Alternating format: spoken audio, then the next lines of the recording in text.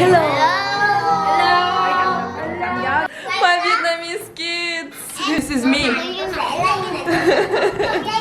Welcome to my channel. It's been already 3 months that I've been living abroad. I teach English in Vietnam, and I think that teaching English abroad is an easy and a meaningful way to travel, to experience new things, and to truly discover a new culture. So, in this video, I want to share my experience with you of how to find a job abroad and things that I wish I knew before actually accepting a job and going abroad, and my tips.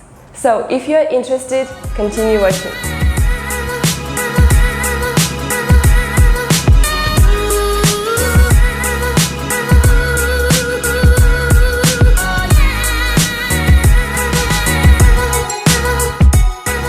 I talked about salaries and why it is beneficial to teach English abroad in my other video. The link will be here and also under the video. And now I want to tell you how you can find a job and apply to be a foreign teacher of English abroad. High five, high five. Yes. Yes. There are 2 ways to find a teaching job abroad. The first one is to search for a job online before going abroad, and the second one is to go abroad and then look for a job. And I've received many comments and messages from people saying that the easiest way to find a job in Asia is to actually go abroad, go inside many language centers and to say, here I am, are you looking for a foreign English teacher? And yeah, I think that would work because people in Asia, they like to deal with others in person. So if they see you and you are already there, they can hear your English, I think that there is a high possibility that you will be employed. I even have a friend who found a job like this just in 1 day. So she went inside many language centers, she took her resume with her, and by the end of the day, she found a job. So yeah, I think that if you go to many language centers, you will find a job like this just in 1 day. Going inside the language centers and proposing yourself as a teacher is the easiest and fastest way to find a job, maybe just in 1 day or a couple of hours, but I'm kind of a person who is scared to do that because I just can't go to another country knowing that no one is waiting for me there is no employer, there is no one that I know. So for me, it's easier to go abroad and to know that I already have a job, my employer is waiting for me, I know my salary and everything is like arranged, and I know that I will go to that country and I already have a job. So I choose a more secure option. So if you decide to look for a job online, you can find language centers in the city where you want to go to on internet and start sending out your resume to their email or find their contact number. And things that you should mention in your resume and the letter should be your level of English, why you're suitable for this job, and also give the reasons why you're good in working with children. These are 3 key factors that would be important and that a company are looking for in their candidates. There is also another option. You can find a job abroad through special agencies that connect language centers and their employers to people from abroad who would like to teach English in a particular country. So the only thing that you would need to do is to fill out an application on their website, and they would do all the rest job for you. They would find you a language center, make all the communication with the employer, arrange an interview, all the visa process, so you would not need to worry about anything. And below this video, I will leave useful links for you of such agencies that would help you to find a job abroad. And one of them will be ISIC, and actually that's an organization that helped me.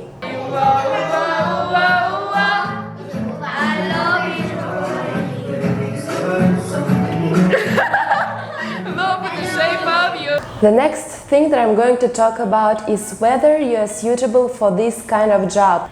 First of all, I want to say that you don't necessarily need TESOL certificate, which is Teaching English as a Second Language certificate, which gives you a right to teach abroad, but actually companies don't ask for it, so don't worry about it.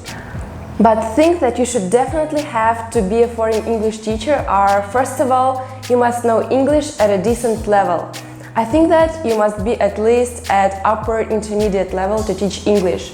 Secondly, your accent shouldn't be too strong, because if you have a too strong accent, the employer will hear that and they will not take you, because the main purpose of having a foreign English teacher is that children would learn his pronunciation and would try to copy it. And the third thing is that you must love children, because if you don't love children, you will hate every single day of your work. And why would you need that?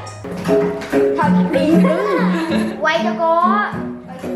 Club is the best place to fall in love. I love your body. Wow, wow, wow, wow. I'm gonna tell you about things that I wish I knew before accepting a job, packing my suitcase and leaving.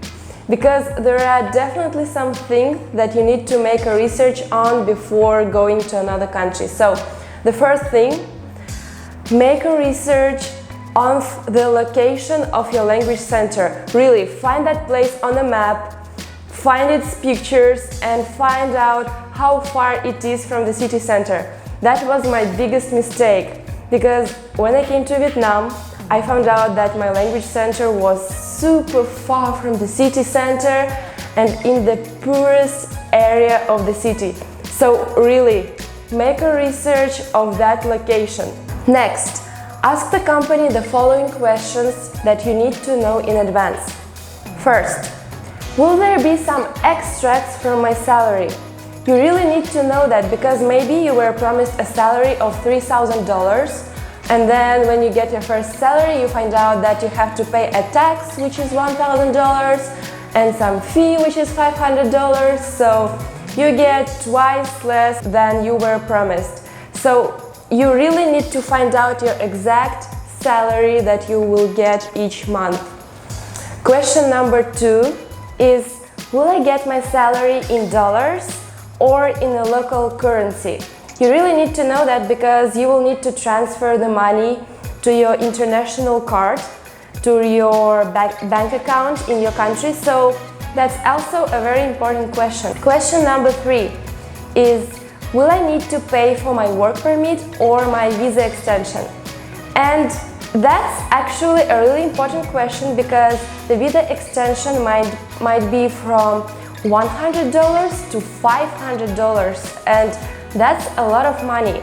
I'm really lucky with my company because they made and paid everything for me, but I heard a story from a girl who had to pay $300 for her visa extension, and I think that that's a lot of spending, so you need to know in advance whether you would need to spend that kind of money. 4. Find out how many hours exactly you will work per week and your schedule. For instance, your contract says that you work 25 hours per week, which is 4 to 5 hours per day. But I heard a story from a girl who worked 5 hours per day, but her schedule was awful. She worked 1 hour in the morning, then she had 1 hour break. Then she worked 2 more hours in the afternoon, then she had a break, then 1 more hour of work, and then 2 hours of break, and then 1 more hour of work in the evening. So basically she spent the whole day at work, even though she worked only 5 hours, and she couldn't leave her job because it was too far from her house.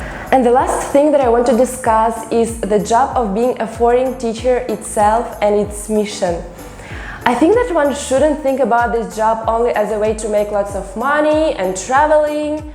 Well, yeah, that's a good way to do these things, but I think that one should understand how meaningful and powerful this experience is. Firstly, you spread knowledge, you teach.